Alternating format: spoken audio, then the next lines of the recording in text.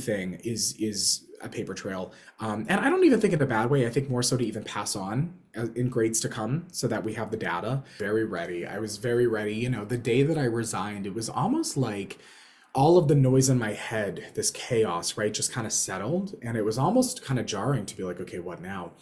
So it felt really good. I think it really hit me once school was back in session and launched about a year ago, right around this time.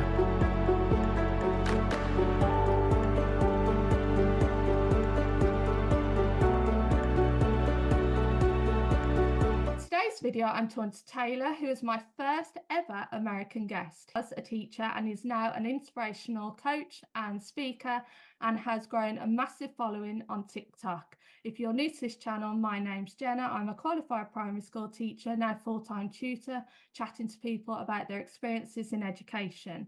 Make sure to like this video and leave a supportive comment down below. Thank you so much for joining me today. I am beyond thrilled that you said yes to me. Absolutely. No, Jenna and I, just for the audience so that they know, Jenna and I have been connected for a couple of years now. She's Yeah. seen it all with me. So I'm like, absolutely, we need to chat. We need to chat. Well, I came across your channel originally in the teacher days, and it was the most relatable content I Yeah. could relate to, because I remember, I don't know what video it was, but you were just sitting by the sofa or something, and it was pure exhaustion.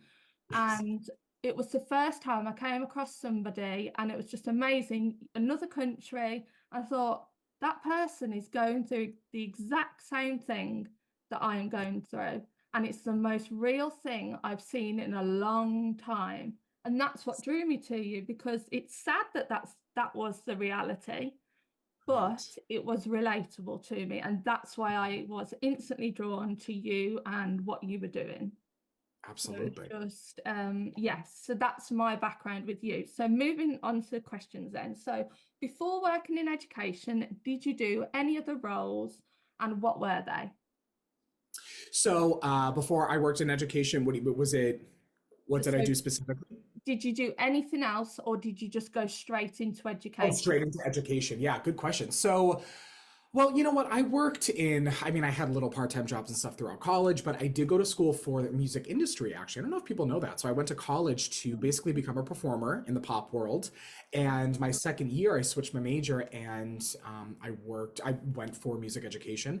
And so when I directly left college, I did just jump right into teaching K through 5 elementary music. So for the most part, but it kind of had, I didn't think it would be what I was doing, if that makes sense. Oh, that's interesting. And had you always sung when you were younger? Had you always performed? Is that what led you to that original idea? Yeah, no, absolutely. So I kind of found you know what? I always did love to sing, but I would say that I really found it when I was like 13 or 14. But it took me a couple of years to build up the confidence to show people and to sing in front of people. So, you know, when I was like 17 or 18 and I was talking to the family about going off to school, you know, they were like, you can't just go off to perform. They wanted me to make sure that I had something there that was kind of foundational. So we ended up finding, yeah, a music industry program, which was like music business basically. But yeah, I've loved to perform, you know, ever since I was young. I still do it today. And that's kind of how it started. Oh, Yeah. right. And who was there anyone that you knew in the education world at that time who was inspirational to you, that you thought was a good teacher? Did you have any childhood teachers that really stood out to you? You know what? I did have some really good teachers growing up. I think when I caught the teaching bug, it honestly was at the end of that freshman year when I was in college. And I just remember, like, I was very inspired by my professors and what they were doing and the stories they would tell from their time, even teaching high school. Like, I thought I would teach high school initially. And I think I just kind of thought to myself that, you know, I don't really think I could be fulfilled musically if I didn't give back what I loved about it, right? So, you know, I definitely had some great teachers growing up, especially some really good teachers in high school. My music teacher in high school was awesome, and he really helped me, you know, kind of come into my own, so to speak, which was great. So yeah, definitely a lot of different influences over the years, which was cool. Lovely. Now, everyone takes a different path into teaching. In Yeah. the UK, we have certain certificates that we have to do. How is it for American teachers? What path do they have to take? Because I've heard it depends on the state that you're in. Is that right It or does, yeah, not? no, it's a good question. It's definitely different per state. So when I was in school, I went to school in New York State and I'm from Massachusetts. So in New York State, there actually was this massive thing. I think they got rid of it now. It was called the EdTPA. It was this massive teaching portfolio that you essentially had to create to get certified to teach. And so because I went to school in New York State, I had to complete that to graduate, but I knew I wasn't going to live in New York, so I didn't put too much effort into it.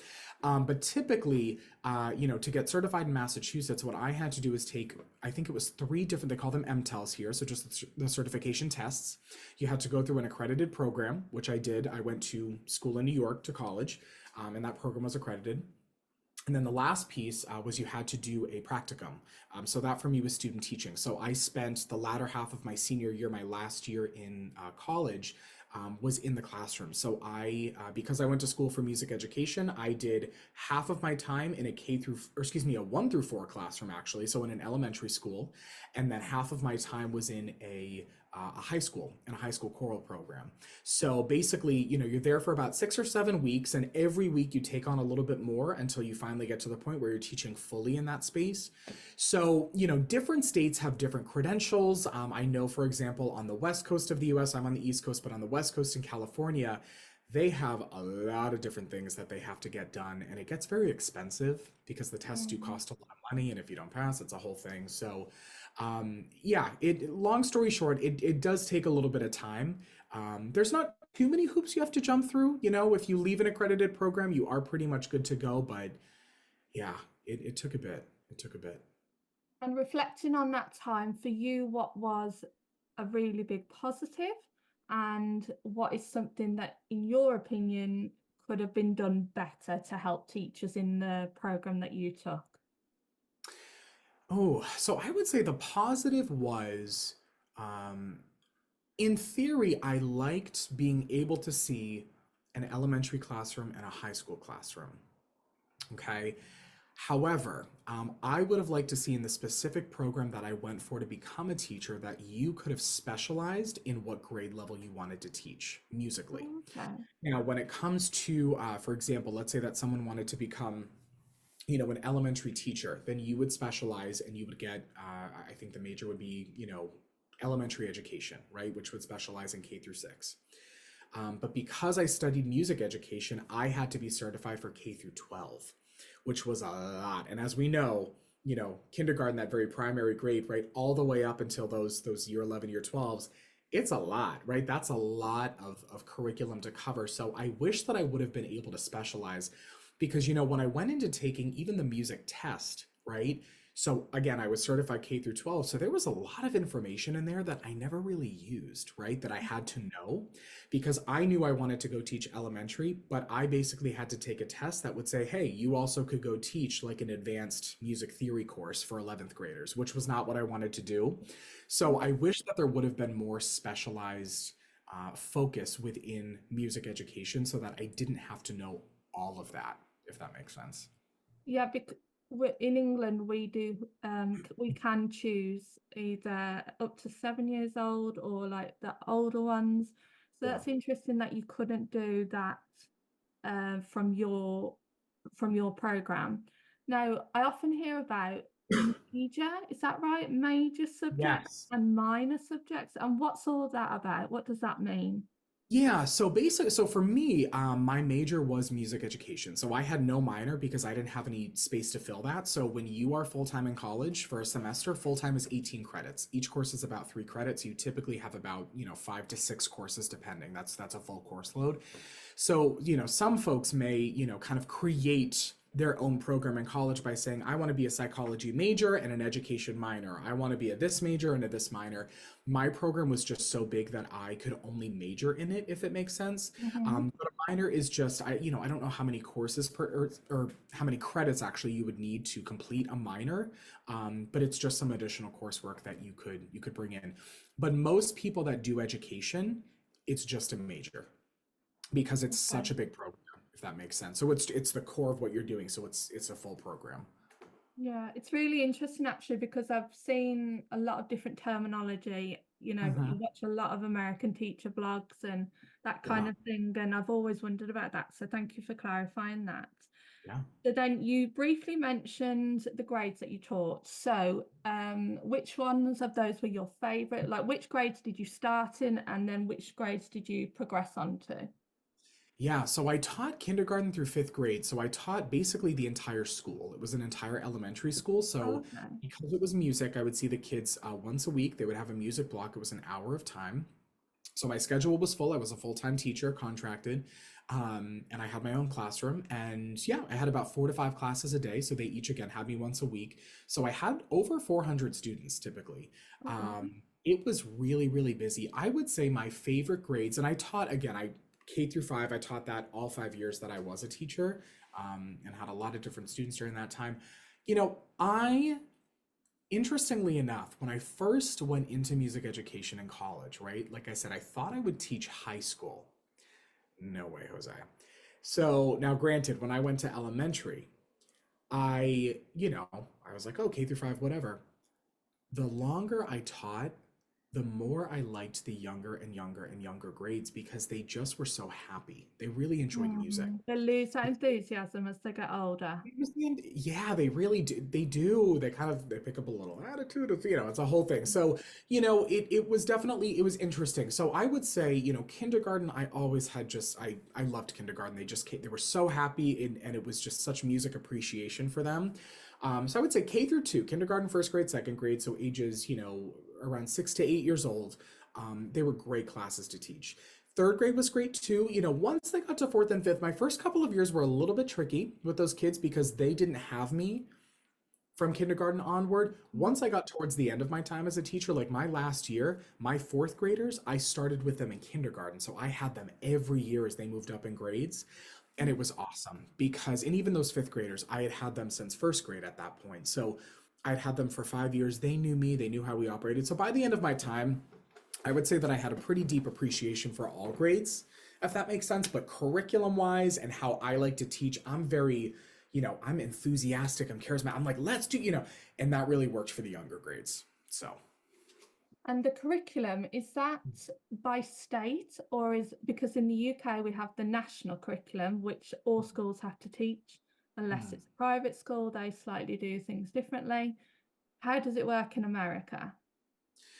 Yeah, so the curriculum in each state is different. Now, there's something going on with Common Core. So, to any American teacher listening, they could probably fill you in on that because I'm not positive. However, every state is different, but I believe there's national standards that every state has to hit. Could be wrong about that. When it comes to music, yes, we had our state standards, and I was able to pretty much create my own program. I was given a scope and sequence of, okay, this is what you need to be hitting by this time. To be honest, it was pretty loose in terms of what I was able to do. But even every district, like every town, was a little bit different in how they did it, and what the expectations were for music in particular. It was a little bit more rigid in the general education classroom, right? If someone was teaching like third grade general academics, that's a little different. So for music, for the specials, so to speak, it was a little more open. But I actually stuck to a music curriculum called Quaver, and I used that pretty much throughout my time. It was a digital curriculum that I was able to access, and it was great. It had a lot of visuals, it had some amazing songs. So that was kind of the foundation for what I did, and it was able to hit the standards too, which was great. How was people's attitudes towards music? Because in the UK, there is a massive emphasis on English, maths, and phonics, and they take up quite a percentage of the day of the lessons. Yeah, And so everything else was kind of put on to the end of the day, quick, get it in, get it done. mhm, So it wasn't always appreciated. And those children that weren't always the strongest in English and maths, but shined in music, arts, that kind of thing, they yeah, kind of, not on purpose, but obviously their talents weren't always visible because the focus is so much on grades and all that kind of stuff. So how yes. was it from your perspective? It was the same thing. Yeah, it Oh, was the same thing. It was, I mean, I was very, very lucky to work in a school that all of the teachers and the students and the staff really valued music and really valued that time. to Mhm. make sure that the kids got it. I was very supported by parents. I really I had a great position. I also wasn't, necessarily, I'm not going to say forced into, but I didn't have to do all of these performances, which can be a lot to put together. And Mhm. some schools, different schools, districts, there would be a lot of performances. Once a month there was a performance, and I just had just about 3 or 4 a year that I would do, and I it was a choice to do them. So the attitude, I mean, the kids themselves, they understood how I worked and what the expectations were, but I think overall there was a really solid respect for it. But it's hard comparing it to the general academic subjects. I think there's always it's tricky to pair them up with it, but I felt that in the school I was in, it was respected for the most part, um, which was great. That's good. And in the UK, again, there's a lot of emphasis on paperwork and covering your tracks and progress. Is that the same in American schools? Do you have to constantly prove Mm. um, children's progress, or are you trusted more with your judgment? Um, I no, I would say everything does have to be on paper for sure. For Mm. sure.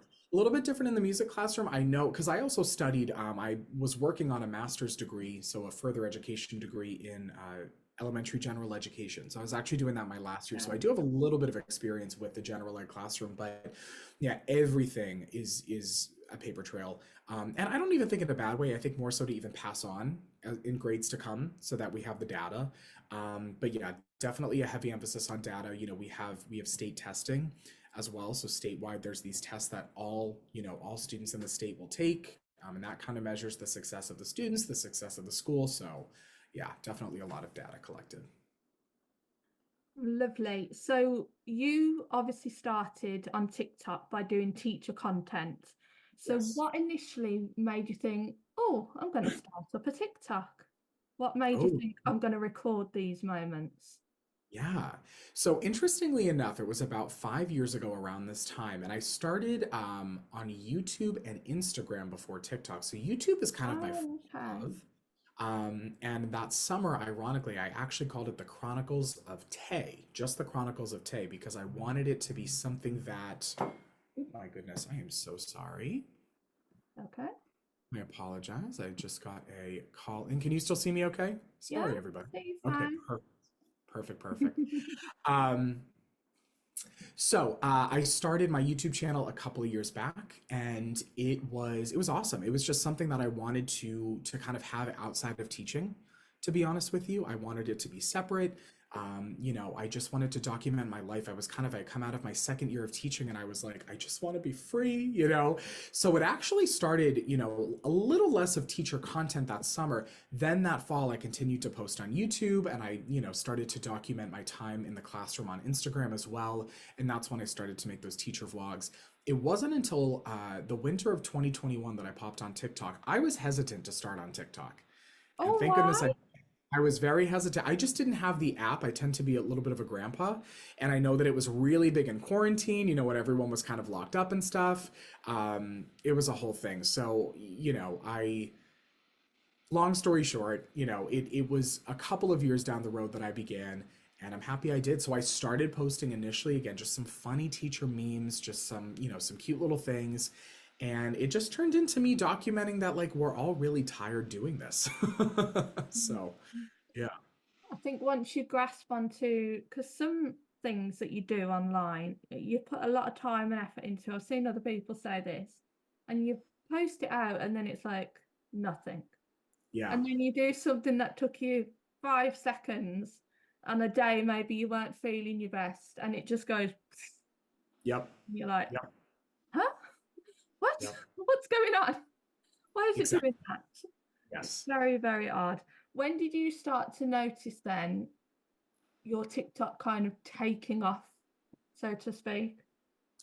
Well, there were a couple of different phases with it. So initially, when I jumped on TikTok, I started posting just the most random, again, like, kind of teacher skit videos, just random things. But in about 3 weeks, actually, I had a video that I posted it was of me from the position of a choir director leading a choir Oh, and okay. kind of making all these like funny faces, which I think people could relate to. And it went really, really viral. It had, like I think 8 million views. And so I ended up gaining like a pretty decent audience. I had about 14,000 followers, but the problem was they weren't engaged. They didn't know who I was. Mm, So not all types of viral content are great to have necessarily. I didn't get any hate or anything.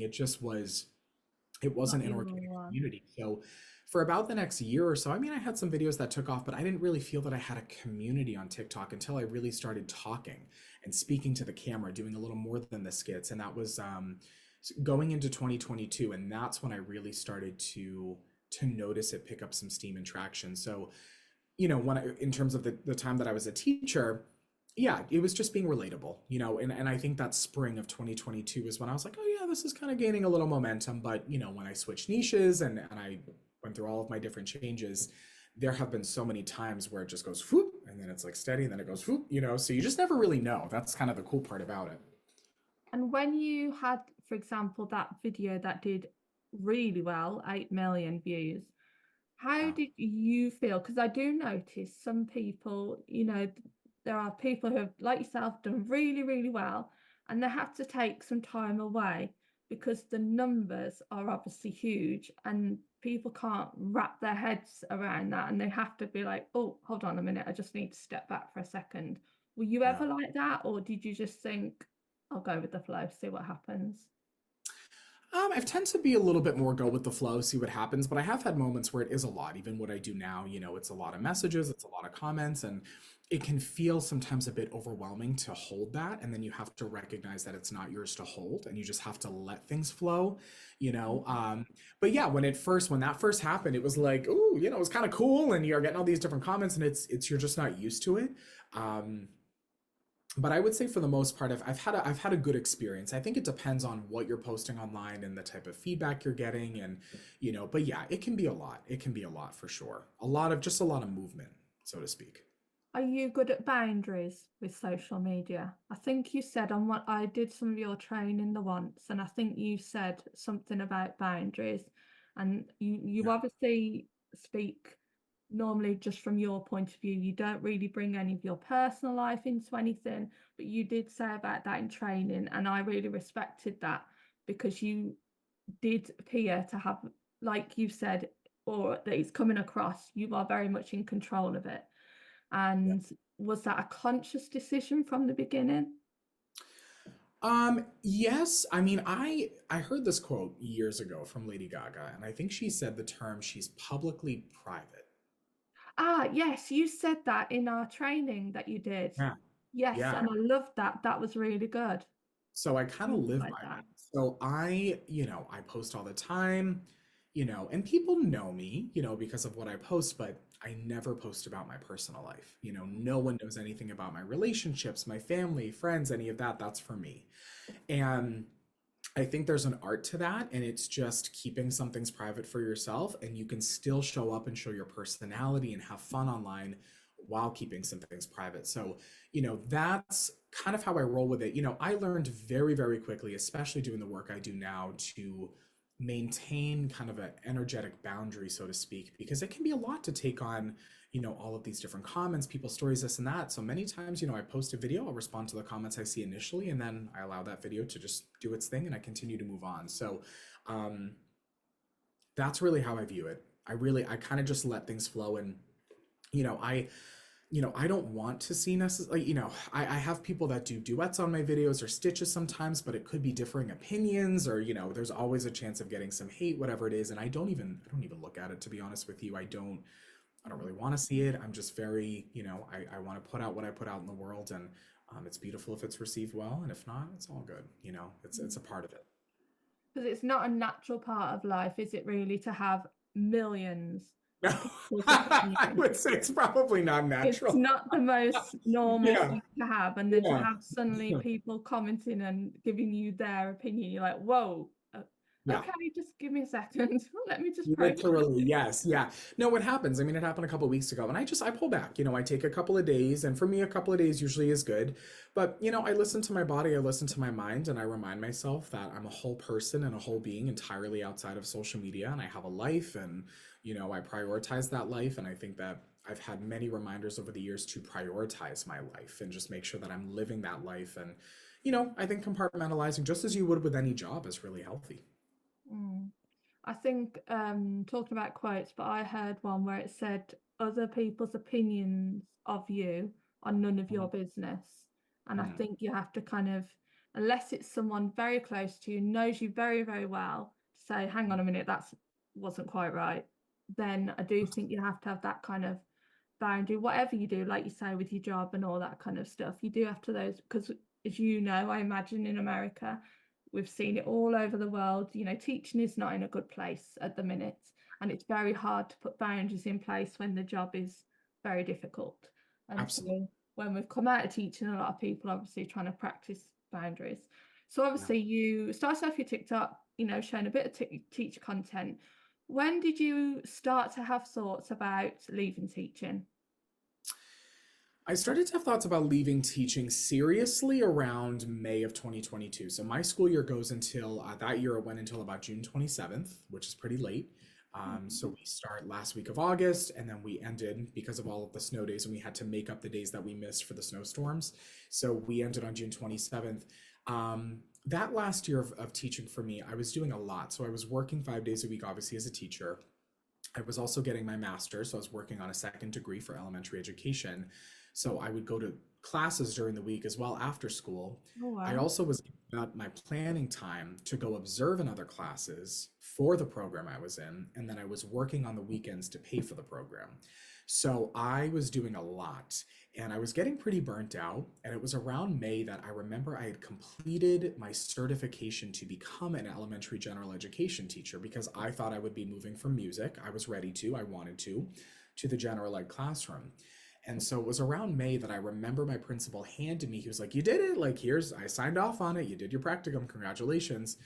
And I just kind of thought to myself, do I even want to do this? And so it started to really spiral internally, and I thought about it for a couple weeks, and I opened up to some friends, and I was like, I feel like I'm being called right now to like take kind of a leap of faith and just leave and jump into the unknown. And it really came out of nowhere. So I sat on it for a couple of months, and I actually wanted to go through the end of the school year and get on summer break before I made the decision, because I didn't want to make the decision out of just exhaustion, right? Because sometimes we're burnt out. We're like, oh, I want to do, I'm like, let me just get on summer break, sit with this, think about this. But that last year of teaching, I really was not wanting to be teaching music, to be honest with you. I was very ready to move on to teaching elementary education. I wanted to go be a second or third grade teacher.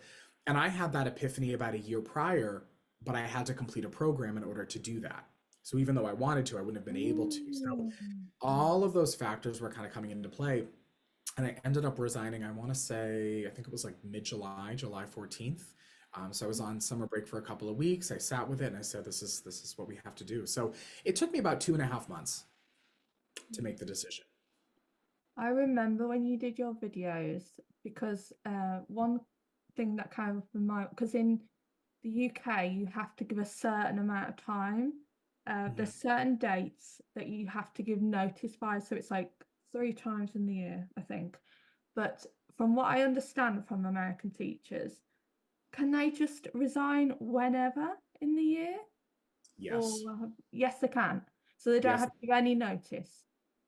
Um, I don't think they're penalized financially or anything if they do. No, I think they can resign at any time.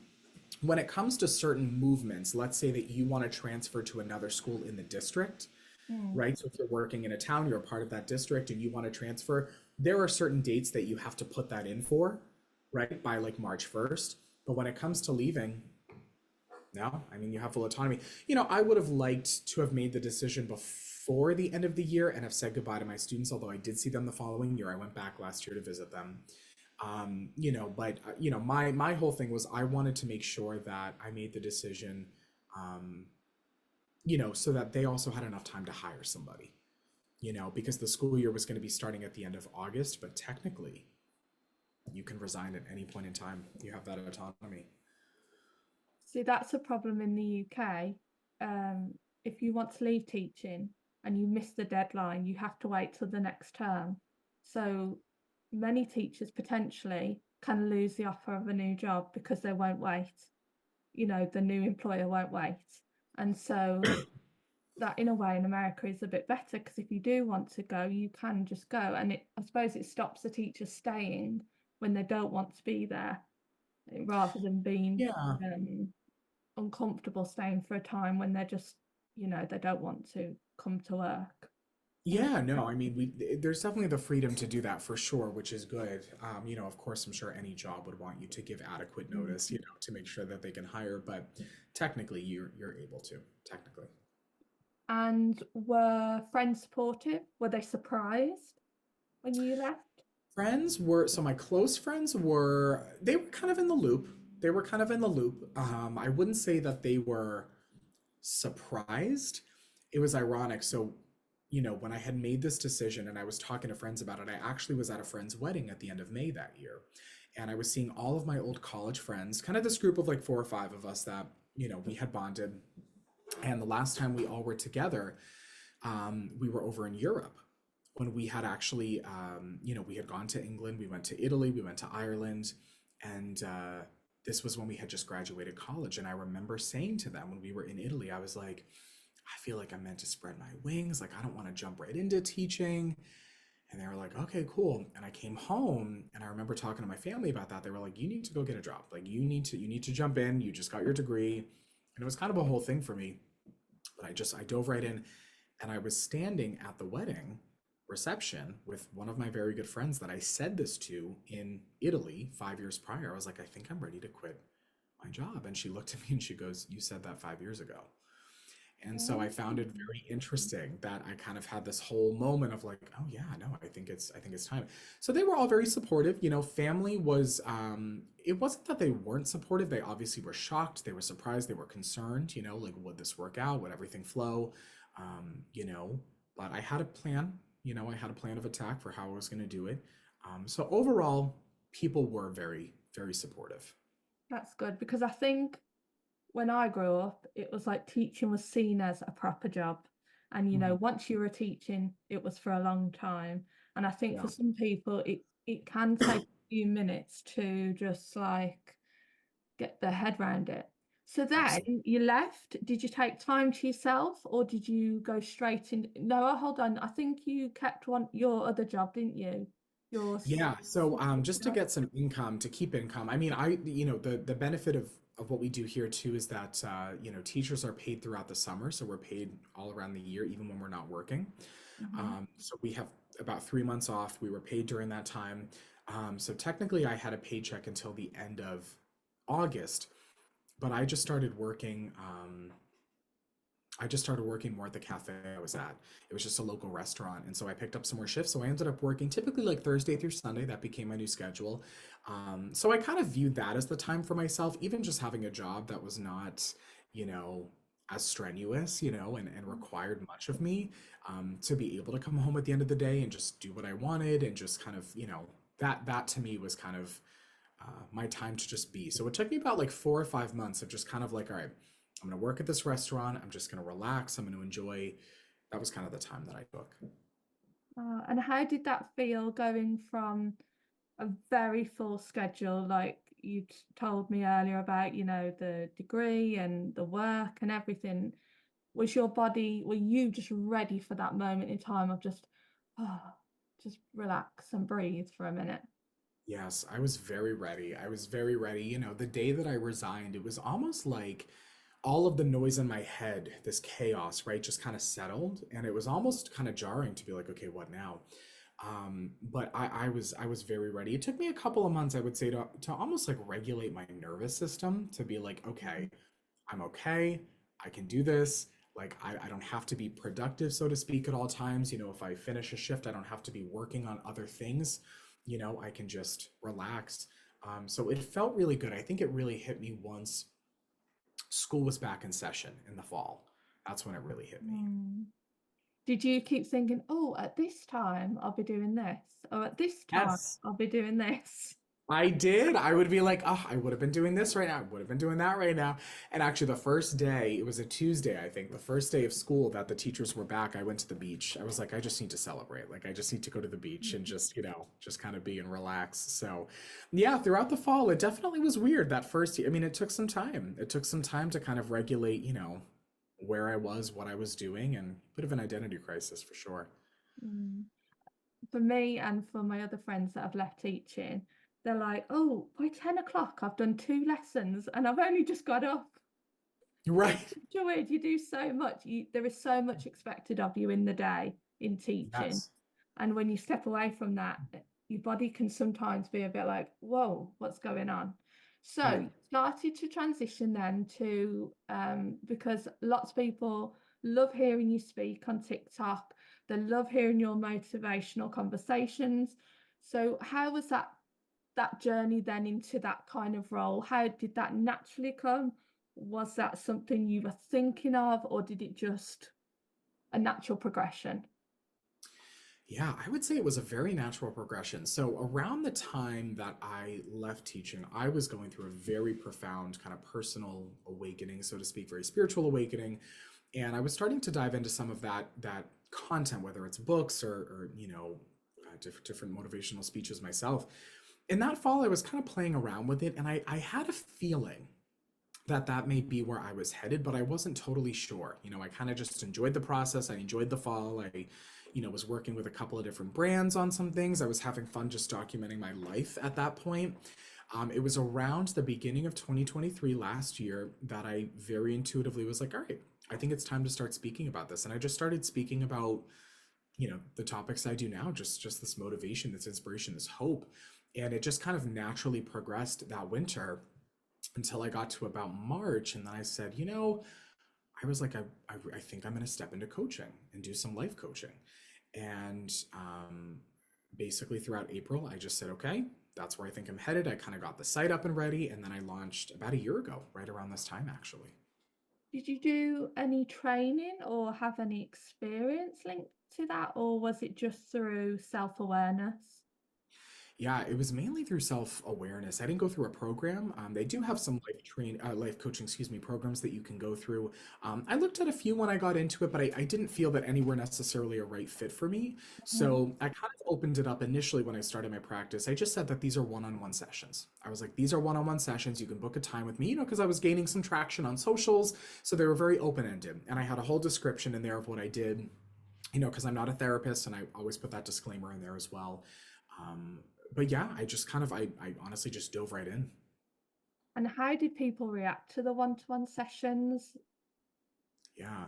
They to be honest, I had no idea what was going to happen. So I had actually left my job at the restaurant at this time, and I was supposed to work at another restaurant close by where I could work probably fewer days, but possibly work, days and nights at the restaurant because the old one I had worked at was just breakfast. So I actually chose not to go to the new restaurant and just dive fully for my income fully into coaching. And so they were very well received. That first day, I think I booked six, which was Oh, great. And wow. then that week, it just kind of, it kept on increasing. So I think in the past year, it's been a little over 350 folks that I've worked with, either one-off or on a recurring basis. So they were well received. I kind of set the intention. I was like, you know what, just send me the people that I'm ready to work with now and that are ready to work with me, and it worked out pretty well. So then how did it progress then after the one-to-one sessions? Did you go on to group sessions, if I remember? I'm not sure So if I I started got doing, that. yeah, so I did a couple of small webinars, and then I actually did a group course in August, I believe, and then I turned it into a digital course that I now have on my website. But I ran that digital course live in the fall. And then now I work with a great company called Royal Lamb, and essentially it's all of these different coaches with different specialties in life coaching that have come together. We have a community, and then we have our individual coaching. So now I have a couple of different program offers that I do, but it just started off with just one-off sessions, is how it began about a year ago. Lovely. And Royal Lamb has been a recent thing. When Yes, did you officially launch? January 1st. Lovely. And how did they? was it already set up, or did you kind of set it up together? It was really beautiful how it kind of came together. We built it together. Actually, I had met the founder, Dr. Elijah Frazier. Him and I had worked together in the fall. We just kind of found each other at the right time. He was helping me with some things, and then he came to me with this idea kind of right around the time actually that I was feeling almost a little burnt out, having done it just on my own up until that point. And so, he goes, why don't we do it together? Like, let's build something together. And so, now we have a kind of a cool team of coaches, and we were able to come together as a community, and build something really special. So yeah, we built it from the ground up together, which was kind of crazy. And how did you come across those individuals? Did you find them on social media? Yeah, so Elijah found me. I popped up on his For You page. We had connected. And then a couple of the other, so one of the other coaches, actually, it's kind of funny. So one of the other coaches came from his community. And then one of the other coaches came from, she was actually an educator as well that moved into doing Oh, mindset wow. coaching. Oh, True Arthur. Yeah, she's amazing. And so she came on in. And then another coach that came in was one of my clients at one point. So it just kind of naturally built over the past couple of months. And do you do group sessions as a whole with all of you, or do you each offer your own individual things, or is it just a mixture of both? It's a little bit of a mixture of both, actually. So we're still kind of developing. I mean, we're keeping it simple to start off, but we do group coaching on Monday nights at 7 o'clock Eastern time on our time here. And we get all of the coaches together and we have a community, and each, one coach will lead per week, so to speak. So that's where we do the group coaching at the moment. But then we each have our individual coaching packages. I was looking into group coaching again, and it's something that I've thought about, but I'm really enjoying right now getting to work with clients one on one for whether it's 30 days, a couple weeks, a couple months. It's a real treasure. And so are you still doing your own as well as the Royal Lamb? Yeah, so I have moved all of my coaching technically through Royal Lamb, but it's my own coaching, if that makes sense. So it's through their site, which is great for me so that it's kind of handled on the back end. Oh. Um, and then yeah, we all kind of come together on Monday, so it's really nice. I mean, we get to do some independent things on our own, which is great too, and then kind of come together and see the benefit of getting to work with each other and share ideas. Lovely. And as part of your social media, you have had opportunities with brands and things like that. And how has that gone? How have you found that? It's been good. It's been good. Yeah. I mean, I think with brand partnerships, it's about finding the ones that can be organically implemented into your content and that feels good. I had a couple late, or actually early at the beginning of last year. I haven't taken some on in a while because I have been more focused on coaching.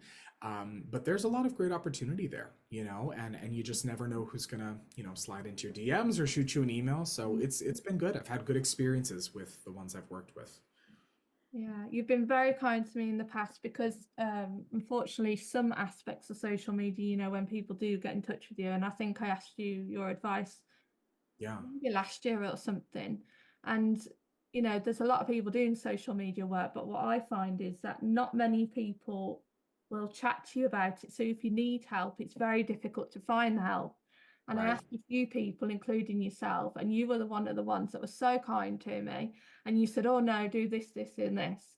And I was like, oh, someone, I'm not trying to get something from it. I just want, because there's literally you kind of have to guess sometimes with the brands that approach you and things, because you don't know, you You don't don't know. know where to look or what to find. There's some good groups on Facebook now, but Hmm. I'm always thankful for you for that, because you got back to me straight away and you were like, no, no, no, don't do that, do this instead. Yes, There doesn't absolutely. seem to be like anything to help you with, because some brands unfortunately will take advantage. And you do learn that, and you try and learn which ones, like you say, are organic and are right for you, and won't take the mick basically. But so thank you for always being very kind in your Absolutely. interactions with me. Yes. So we're coming to the end of our chat. It's been amazing. I've loved chatting to you. So I've just got a couple of questions left. Have you been surprised by the path that your journey has gone on since from teaching? Yes. Surprised and at the same time kind of saw it a little bit coming, but never never knew how it would unfold. It's just been beautiful. It's been a lot of trust and a lot of just listening to myself and it's worked out. So yes, surprised, pleased, and enjoying every minute of it. That's really, really good too. Because I think, especially when I was growing up, I don't know about you, but there was always a set path, kind of not necessarily taught to you, Yes. but it was just kind of known. Or you go to school, you go to college, you get a job, you get married, you have a family, and Yes. that's it. That was the only path that was ever said. And I Yes. think it's really good nowadays. Like social media does open you up to so many different opportunities. And Absolutely. it, like in a lot of your videos, you say just trust where the path takes you and Absolutely. trust your gut feelings of what is Yes. right for you. And that's why I love Absolutely. your content. Oh, thank you. Do you think you will ever go back to teaching? Do you think that's an option ever in the future? At this moment, no. But I mean, never say never. You never know where the path will lead. But at the moment, I don't have the interest, no. Lovely. And where can people find you? Where are your socials and what are you currently offering? Oh, yes. So my socials are just my full name. So it's Taylor Ryan Nardoni. You can find me on Instagram, TikTok, and YouTube. It's the same handle for all three. And I do offer one-on-one sessions right now. So if you'd like to work with me in some capacity, I'm a breakthrough coach, then you absolutely can. We can get in a session together for an hour. We also could do a discovery call for 15 minutes. Those are free calls as well. And just something that folks are even interested, then we can chat. And then from there, we usually chat about some other options, but I'm always available. Oh, thank you so much for chatting to me. It's been Absolutely. honestly a pleasure to chat to you. It's Yes. just made my week, made my day, made my Oh, year. absolutely, Jenna. Thank you for having me. Thank you very much for watching. If you loved today's chat like I did, please make sure, like I said earlier, to leave a supportive comment down below and subscribe to see who else I am chatting to. Thanks for watching.